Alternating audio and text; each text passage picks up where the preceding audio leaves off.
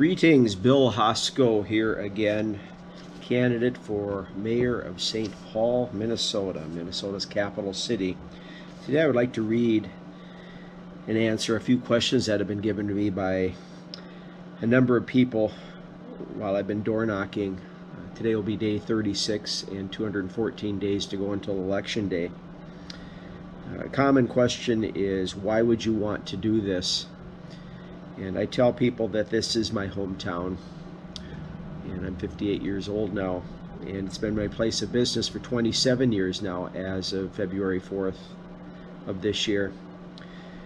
My art career has focused on images of this city, and a year ago, December, I renewed my lease here for 5 years with a 5-year option, so I'm committed to staying.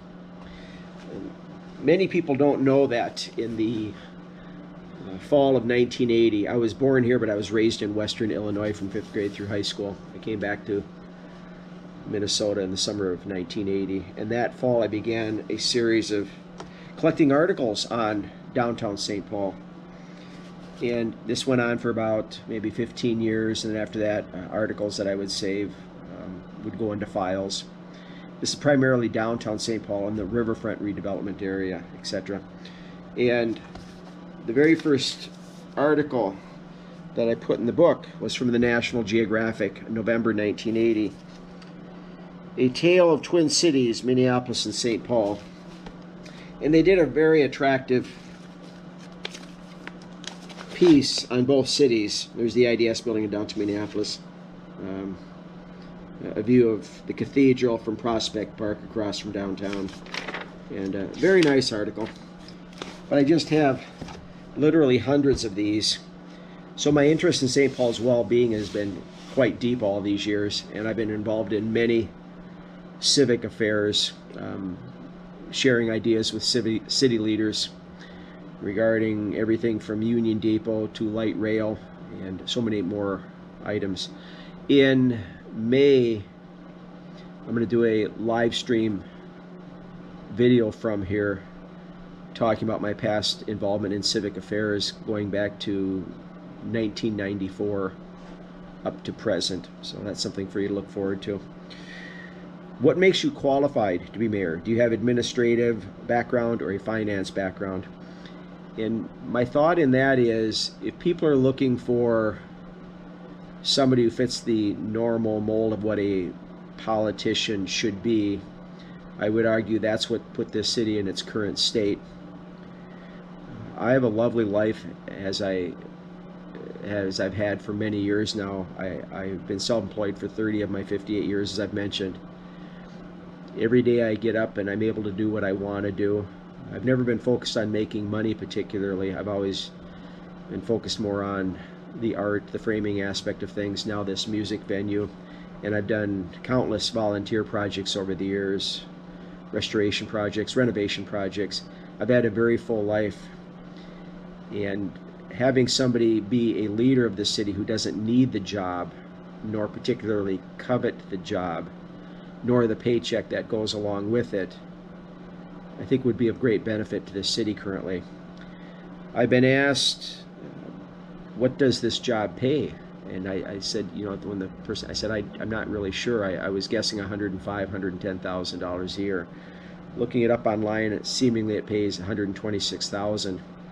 I don't want the paycheck, ladies and gentlemen. A fellow over near the Ford Parkway area, he has a higher job in the Kowalski's grocery store company. He said, Bill, you can't say that. Tell people you'll take a stipend. And I said, okay, I'll take $1,000 a month. And he said, that's it. Call it the 1090 plan. So ladies and gentlemen, I will take 10% of my salary, and I'm donating the other 90% to causes that will make many people smile after we go to City Hall. Will you ensure street and sidewalk maintenance improves as well as snow removal? I've heard this from many, many, many people.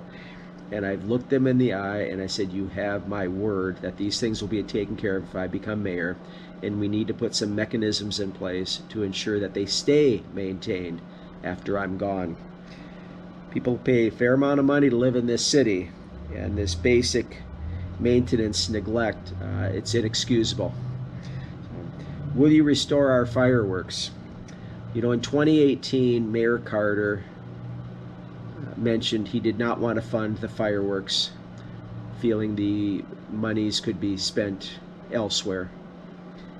More importantly, I respect that. What I don't respect, though, is that he then turned down private contributions to keep them going. If I'm elected mayor, we're going to restore the fireworks, and maybe we need a referendum item to make sure that they are considered an official event of the city, and that they will always be well into the future. Perhaps we accept private contributions to fund them. Perhaps we want to keep them publicly funded. That'll be up for you to decide. Also, we need to restore the taste of Minnesota. Some of these items are covered on my flyer that I've been handing out. The taste of Minnesota needs to be restored back to the Capitol Mall, where it started, I believe, back in the 1980s. At its peak, oh my gosh, in the late 1990s, I believe, I think 100,000 people would show up. It was just a wonderful event. And then the city leaders came up with the foolish idea to move it down to Harriet Island, where it subsequently died.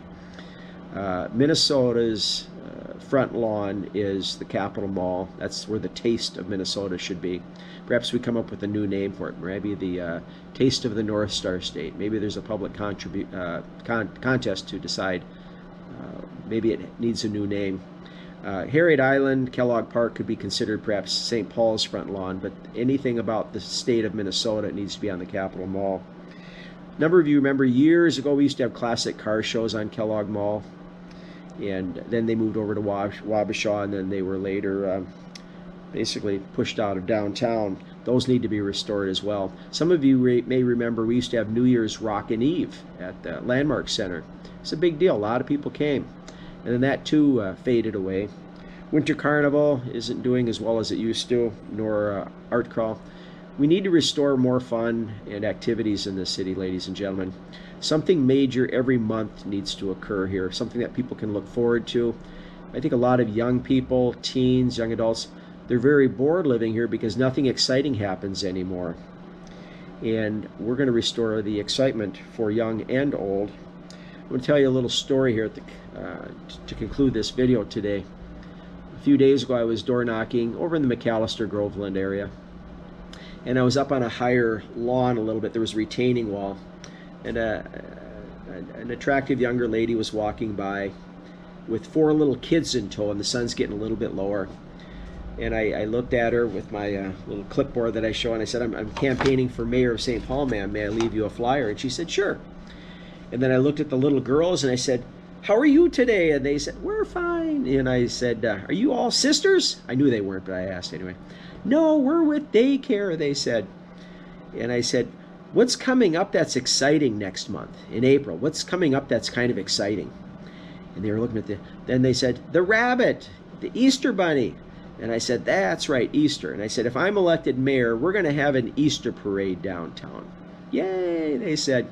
And I explained to the young lady, I said, Easter means different things to different people. For some people, it's a religious time. For others, it's about chocolate and Easter bunnies. And for others, it's the celebration of spring. And that parade can encompass perhaps all of those things. I then asked the kids, what exciting happens in October? And they're all looking up at me. And then one said, my birthday. And I said, that's great, but something else happens too. And then the young lady prompted them. Then they all yelled, Halloween! And I said, that's right, we're going to have a Halloween parade. And they said, yay! And then the one said, I'm 2, she volunteered. And the other one piped in, I'm 2. I couldn't believe these were 2-year-olds. I mean, they seemed like they were 3 or 4-year-olds. And then the one little girl said, I'm 5. These kids look like they're out of the Peanuts characters gang. And then the one girl was more bashful, and she had a little red top on. I said, you there in red? I said, how old are you? And she said, I'm 7. And I said, you know how old I am? And they looked at me and said, how you know? And they said, I'm this old. And I did that 11 times plus 3. I said, I'm 58. That sounds like I'm an old man. And then I had my usual cap on, and I took it off. I said, do I look like an old man to you? And 3 of them chimed in, yes. And the young lady and I, we just laughed. Kids are great. We need a lot more things for them to do, from young to old in this city. And if I'm elected mayor, that's what's going to happen. Cheers.